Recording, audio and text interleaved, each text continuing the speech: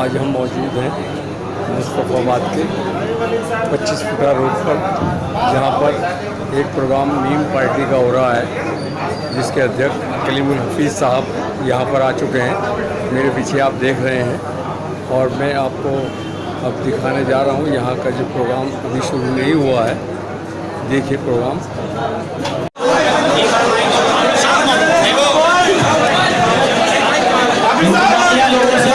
गुजारिश है डॉक्टर अम्बार साहब से मेरी गुजारिश है कि मेहरबानी जो उन्होंने की है काबिल तारीफ है, लेकिन अपने जी मुबारकबाद के मुस्तहिक हैं डॉक्टर अम्बार साहब, जिन्होंने एक बेहतरीन प्रोग्राम को ऑर्गेनाइज किया और हमारे साथ हमारी हर बात पर लबैक भी किया।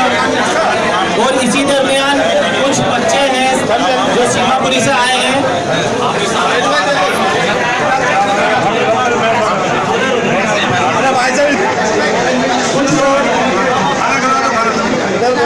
कुछ लोग सीमापुरी से तस्लीम लाए हैं जो मुझको आज के बाद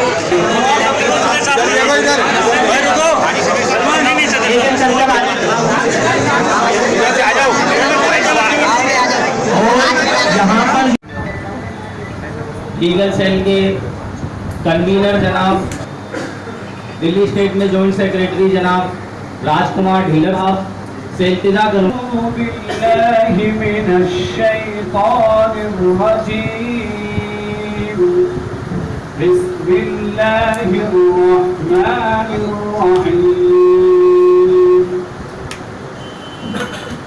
ألم تر كيف فعل ربك بأصحاب الفيل ألم يجعل كيدهم في تضليل।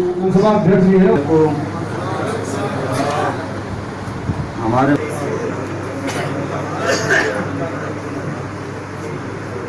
आईटी सेल के इंचार्ज हैं एडीएमसी से जनाब मंजर शोएब साहब, अपनी कारगुजारी आपके सामने रखेंगे।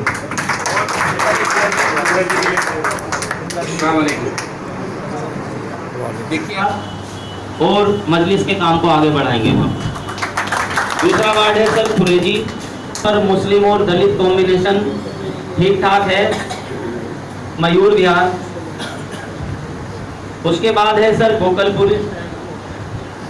गोकलपुर में ढिल्लोर साहब मेहनत कर रहे हैं। गोकलपुर में ढिल्लोर साहब ने कई लोगों से संपर्क किया है और इंशाअल्लाह बहुत जल्द वहाँ पर हम अपनी टीम बनाने जा रहे हैं। गोकलपुरी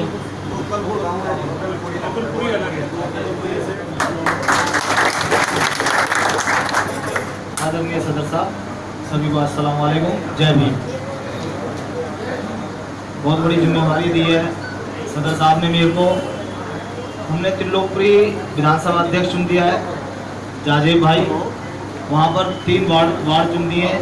एक तो लड़की उर्सा बग्गा जो कि चिल्ला गांव से आती है, 4 हमारी विधानसभा है, महिला सीट है, वो महिला सुरक्षित सीट है, वहाँ से हमने उसको महिला को बनाया है। और दूसरा हमने त्रिलोकपुरी से दो बनाए और एक मुल्ला कॉलोनी से तैयारी चल रही है ज़बरदस्त बड़ी मीटिंग के साथ। और इसी हफ्ते में हमारे 2 ऑफिसों का भी उद्घाटन हो जाएगा जल्दी ही। और मेरी और सभी से एक चीज़ और कहना है कि जिन जिन क्षेत्रों में हमारे साथियों की जो टीमें बनी हुई हैं, यदि वहाँ पर एससी कम्युनिटी के लोग हैं और बाकी समाज के लोग ज़्यादा हैं तो मेरी आप सेवा ले सकते हैं उन वार्डों में, जैसे करावल नगर। नीचे से नीचे कार्यकर्ता बिल्कुल आखिरी छोर तक का जो कार्यकर्ता होगा उस तक से इन्फॉर्मेशन लेकर के और प्रदेश से लेकर जो राष्ट्र की यानी कि जो हैदराबाद से भी इन्फॉर्मेशन आती है उसको आप तक पहुंचाने का काम हमारा है।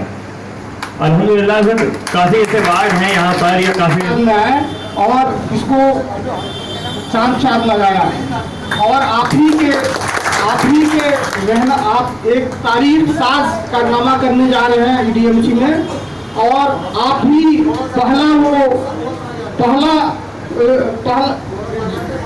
सबसे पहला सिपाही होंगे जो पहली दफा भी दिल्ली में ईडीएमसी में सीट जीत कर देंगे इंशाअल्लाह। जरूर देंगे। साथियों, बुजुर्गों, देखिए जब से दिल्ली के अंदर मजलिस आई है, 2014 के आसपास मजलिस आई थी, उसके बाद हमें कोई ऐसे सदर नहीं मिले जो इतने काबिल हों, इतने मेहनती हों, इतनी क्वालिटियां हों। अल्हम्दुलिल्लाह जब से हमारे सदर साहब सदर बने हैं, दिल्ली के अंदर मजलिस दिन पे दिन कारवां बढ़ता जा रहा है। मैंने तो देखा है सदर टीम खड़ी करने का आदेश दिया गया कि जहां जहां मजलिस के सिपाही मौजूद हैं वहां पर कम से कम एक एडवोकेट मजलिस का जरूर होना चाहिए, और इस वादे को अनकरीब पूरा बैरिस्टर साहब का अक्स मुझे अपने दिल्ली के सदर में भी नजर आता है। इन दोनों की तरफ से मैं ये मैसेज इस जालिम हुकूमत को देना चाहता हूं कि मेरे हाथ में कलम है, मेरे जहन में उजाला, मुझे क्या दबा सकेगा कोई जुल्मतों का पाला, मुझे फिक्र अमन आलम, तुझे अपनी जात का गम, मैं तुलू हो रहा हूं, तू गुरु हो रहा है। बहुत काबिलियत और उनकी तुरंदेशी और उनकी डिसिप्लिन इंशाअल्लाह ताला दिल्ली के अंदर MIM का परचम लहराएगी। मेरी मुराद है जनाब अब्दुल गफ्फार साहब को, गफ्फार साहब से कि वो आए और अपने ख्यालात रखें। हजरात, मजलिस का संगठन जैसा कि आपने अपनी रिपोर्टों में देखा है कि तेज़ी के साथ हम बढ़ा रहे हैं, और जहाँ जहाँ भी कमजोरियाँ हैं इंशाअल्लाह उस पर भी हम जल्दी से काबू पा लेंगे। कुरान मजीद की जो आयत मैंने तिलावत की थी उसका तर्जुमा मैं आपके सामने रखता हूँ। अल्लाह ने वादा फरमाया है तुम में से उन लोगों के साथ जो ईमान लाए और नेक अमल किए जिन्होंने, कि वो उनको इसी ज़मीन में खिलाफत अदा करेगा, वो उनको तमक्कुन देगा, वो उनकी हुकूमत कायम कर देगा, जैसा कि उसने पहले लोगों के साथ वादा किया। हाज़रीन, आपके साथ ये प्लस पॉइंट है कि अल्लाह ताला कुरान में वही के ज़रिए अपने नबी के ज़रिए ये बात आप तक पहुंचाता है कि अगर तुमने मेरी राह में जद्दोजहद की, अगर तुमने जुल्म के खिलाफ खड़े हुए, मजलूमों का साथ दिया, अगर तुम्हारी नीयत सियासत की ये है कि तुम्हें मौका मिलेगा तो तुम अदल और इंसाफ कायम करोगे इस ज़मीन पर, तुम इस ज़मीन को पाक करोगे उस जुल्म से, उस बुराई से, और इस थे हफीज साहब को दावत सुकुन दे रहा हूँ कि वो अपने ख्यालात से हम सभी को नवाजें। जनाब कलीमुल हफीज साहब एक बार जोरदार तालियां।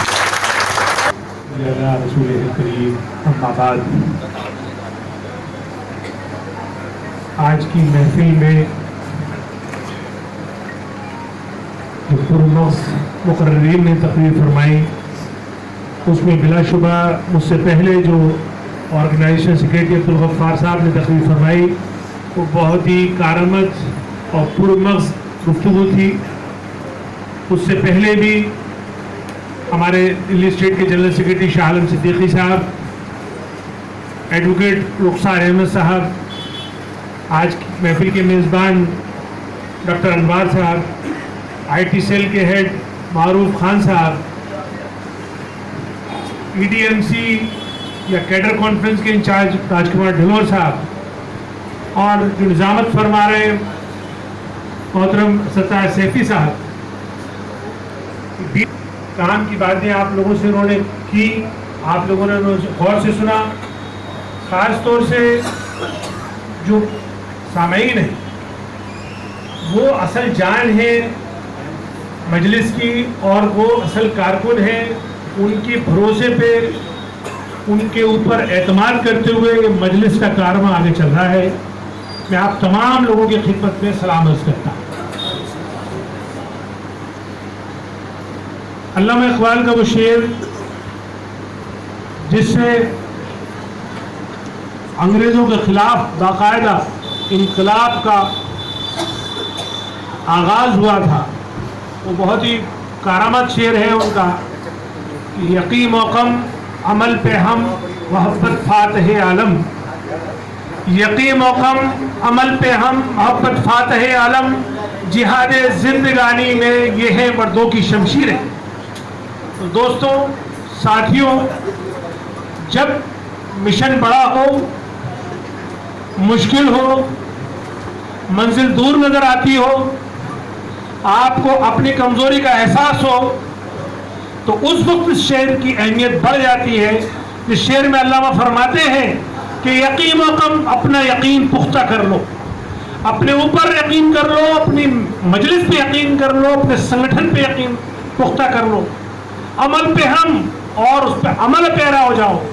यानी जितना अपने आप को आपको काम दिया जाए या जो आप अपने आप से जिम्मेदारी ले लें, उस जिम्मेदारी को उस पे आप अमल पे आ जाएं। मोहब्बत फातेह आलम, यानी मोहब्बत से ही पूरी दुनिया जीती जा सकती है। तो आपको अपने अखलाक, अपने जो लोगों के साथ जो बर्ताव है, जो मजलिस का पैगाम आप लोगों को तक देना चाहते हो, उसमें आपकी मोहब्बत शीरी टपकनी चाहिए, उससे वो ऐसी बात रखनी चाहिए गैर को भी कि वो जो आपका अपना हो जाए। यानी इतनी मोहब्बत से पेश आए लोगों से आप कि वो आपको अपना मान ले। तो ये जो 3 अल्फाज हैं, यही एक्चुअली पूरी मजलिस या पूरी उम्मत मुस्लिमा की कामयाबी के 3 राज हैं। तो यहाँ से 3 अल्फाज पे अगर आप गौर करेंगे और अपने ऊपर यकीन रखेंगे, आपस में मोहब्बत से पेश आएंगे और जो काम दे दिया जाए, आपको जो ड्यूटी दे दी जाए, उसको आप बखूबी अंजाम देंगे और ईमानदारी से अंजाम देंगे, तो कोई मतलब नहीं है कि कामयाबी आपके कदम न चूमे, कोई ताकत नहीं है जो आपको कामयाबी से रोक ले। आप यकीन मानिए कि जब मैंने इसकी सदारत संभाली मजलिस की, उससे पहले मैं ये सोच रहा था कि आखिर ये कारवां कैसे आगे बढ़ेगा, इसमें आखिर कौन कौन सी मुझे तरकीब अपनानी पड़ेगी कि मैं आखिर इस कारवां को यहाँ तक लेकर आऊंगा जो मैं आज अपने इतने बड़े कारकुनान के साथ मैं उनसे मुखातिब हूँ। तो पहली बात तो ये कि अल्लाह की मदद आई, चूंकि मेरी नीयत थी, ये मेरा अल्लाह जानता है कि मैंने जब इस पार्टी को ज्वाइन किया, सदारत की जिम्मेदारी ली, तो कतई मेरे दिमाग में ये नहीं था कि मैं एमएलए बन जाऊंगा या काउंसलर बन जाऊंगा या अध्यक्ष बन जाऊंगा या एमपी बन जाऊंगा। मेरे दिमाग में वही बात थी जो आप सब लोगों के दिमाग में है कि आखिर इसको कोई तो आएगा जो इस उम्मत के हाल को तब्दील करेगा, कोई किसी को तो कुर्बानी देनी होगी, कोई तो रिस्क लेगा, किसी को तो अपने आराम से, अपने ऐशो आराम से बाहर निकलना होगा। चूंकि मैं इस मौजू पे लिखता रहा था, अखबारात में लिखा मैंने, अलग अलग महफिलों में इस बात पे मैंने गुफ्तगू की, बड़े बड़े रहनुमाओं से मैंने ये बात की कि भाई आप लोग ये काम करिए, आप लोग आइए निकल के। देखिए, जब तक आप खुद अपने मसाइल को नहीं हल करेंगे या हल करने की कोशिश करेंगे, तब तक आपके मसाइल कोई हल करने वाला नहीं। क्योंकि न चाहे कर सकते हैं, लेकिन उससे ज्यादा शिकायत आपको अपनों से करनी पड़ेगी, क्योंकि आपके अपने भी इस लायक नहीं है, ना उनकी कोई जुस्तजू है कि वो आपके मसाइल पे गुफ्तगू करें या गौर करें। अब सवाल ये है कि मैं माइक पकड़ के किसी को गाली दे सकता हूँ और आप ताली भी बजा सकते हैं, लेकिन ये कोई मसले का हल नहीं है। हल है कि हमें अपने पहले बीमारियां तलाशनी है, पहले हमें अपनी डायग्नोज करके अपनी जिस्म की बीमारियां तलाशनी है और उसके बाद उनका हल ढूंढना है कि आखिर उनका हल होगा कैसे, वो किस तरह से बीमारियां दूर होंगी। जाहिर है कि अगर 100 बीमारियां हैं तो पहले 1 बीमारी दूर होगी, फिर 2 होगी, फिर 3 होगी, और इसके तो चांसेस है कि 1 बीमारी का आप इलाज करें तो 10 बीमारियां ठीक हो जाएं। इसके तो खुद चांसेस है कि जब 10 बीमारियों का आप इलाज कर रहे हैं तो आप बीमारियां बिल्कुल ही खत्म हो जाएं। लेकिन इसका कोई चांस नहीं है कि आप अपनी बीमारी का इलाज करना शुरू ना करें और आपकी बीमारियां दूर हो जाए। तो इसलिए मेरे दोस्तों, भाइयों, ये जो मेरी कोशिश है मामूली सी, वो यही है कि आखिर इस उम्मत में, इस कौम में, ये दिल्ली के मुसलमानों में जो भी कमियां हैं, जो भी कोताहियां हैं, जिस वजह से ये बैकवर्ड रह गई है, उन सब के लिए हम जिम्मेदार हैं। सबसे पहले हमें काम कर देना। ये 2013 का वीडियो मेरे पास महफूज है अभी तक। मैंने अपने घर में बैठ के सोफे पे कहा था, मैंने सिर्फ इतना सा काम कर देना कि मुसलमानों के लिए एक एजुकेशन पॉलिसी ले आना।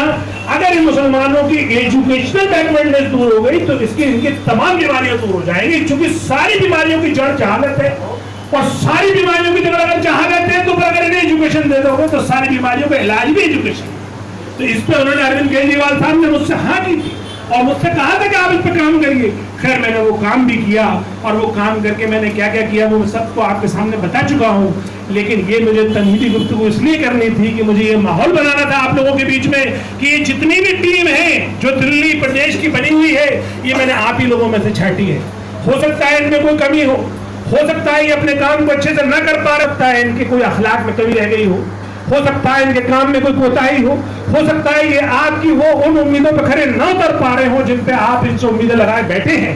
लेकिन मेरे दोस्तों भाइयों, आपको इन्हें सराहना होगा, आपको इन्हें अपनाना होगा, इनकी गलतियों को दरगुजर करना होगा, अपने अंदर माफ करने का मादा एमसीडी की है, ईडीएमसी की कैडर कॉन्फ्रेंस, जिसका नाम कैडर कॉन्फ्रेंस क्यों दिया गया है उसकी भी वजह समझ लीजिए।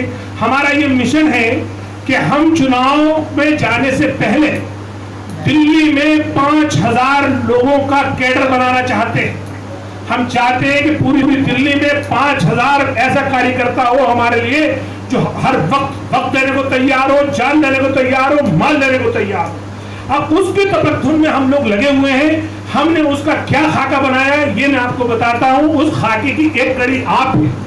हमने पहले ये सोचा कि एक कमेटी बनाई जाए जिसको हम कैडर कॉन्फ्रेंस मैनेजमेंट कमेटी बोले।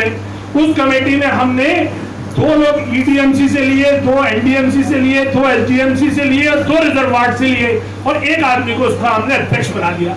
और उनको हमने कहा कि हमें नवंबर के आखिरी हफ्ते में दिल्ली में 5000 कैडर चाहिए और ऐसा कैडर चाहिए जो हमारी आइडियोलॉजी से, हमारी जो लीडरशिप है बैरिस्टर असदुद्दीन ओवैसी साहब से, हमारी पार्टी से, हमारे पार्टी के निशान से वो बिल्कुल मुत्तफिक होना चाहिए। वो इस हद तक उसका ब्रेनवॉश होना चाहिए, उसको समझ में यूनियन है। आप 30 साल तक उन सारी यूनियन के प्रधान रहे तो आपको तजुर्बा है, आपने वो काम करा है। लोग 10 कैडर बनाने हैं, 10 में भी आपको 5 लेडीज बनानी है, 5 जेंट्स बनाने। और हम आपको एक आदमी जो हमारे पास लिस्टेड है, जैसे आज हमारे पास आप लोगों के नाम आ गए हैं, हम हर उस शख्स को 10 कूपन दे देंगे। वो 10 में से 5 लेडीज को देंगे और 5 वो जेंट्स को देंगे। उसकी कीमत होगी, वो कीमत इतनी हो सकती है कि वो थोड़ी सी आपको नागवार भी लगे, वो 100, 200, 500 रुपए भी हो सकते हैं, लेकिन वो हम जानबूझ के रख रहे हैं उसकी कीमत, क्योंकि जब तक आपका माल नहीं लगेगा तब तक भी वो मजा नहीं आएगा। उस आंदोलन में जान नहीं आती जब तक आपका जान के साथ माल न लगे। इसलिए हमने जानबूझ के रखा है उसको कि कोई एक सेठ उसको स्पॉन्सर ना करे, कोई कलीमुल हफीज आके उसको ये ना कहे कि मैंने पूरी कैडर कॉन्फ्रेंस कराई है। मैं वहां खड़े होकर ये कहूंगी ये हर एक कैडर का, हर एक शख्स का इसमें खून पसीना और पैसा लगा, इसलिए हम तो आप लोगों में से थोड़ा सा गिरा गुजरेगा। लेकिन दोस्तों भाइयों, अगर आप अपने हालात तब्दील करना चाहते हो, आप चाहते हो कि आपके हालात जो बिल्कुल जमीन से लग गए बदले जाएं, तो रास्ता सिर्फ यही है, इत्तेहादी रास्ता है। जमहूरी मुल्क में पॉलिटिकल यूनाइट शाह आलम भाई पे कभी ईडीएमसी में काम नहीं हो रहा, जरा इस काम को बढ़ाइए, जरा लोगों को जोड़िए, क्योंकि देखिए हमारा भी हौसला आप लोगों से आता है। अगर आज आप लोग अपनी वक्ती कुर्बानी देके यहाँ नहीं आए होते, नए तरीके से आपने बहुत ही इत्मीनान से और खामोशी से हमारी बात सुनी होती, तो हमें भी वो हौसला नहीं मिलता, हम भी आकर आगे की प्लानिंग कर नहीं कर पाते, क्योंकि ये सियासत है। सियासत में सब आप लोगों के भरोसे होगा। और आने वाले, जैसे मैंने कहा, कैडर कॉन्फ्रेंस में जिस दिन आप 5000 लोग अपने आंखों से देख लेंगे, जितना मैं आपसे वादा करके जाऊंगा इंशाअल्लाह मैं वो पूरा करके रहूंगा। ये मेरे अपने आप से भी मेरी ये कमिटमेंट है और ये आप लोगों से भी कमिटमेंट है। लेकिन आखिर में बस इतना ही चाहूंगा कि आप लोग जब अपने घरों में जाए तो आज जो बात कही गई है, तो अपने दोस्तों से, अहबाबों से, रिश्तेदारों से डिस्कस करें, दूसरा अपने बुजुर्गों से डिस्कस करें।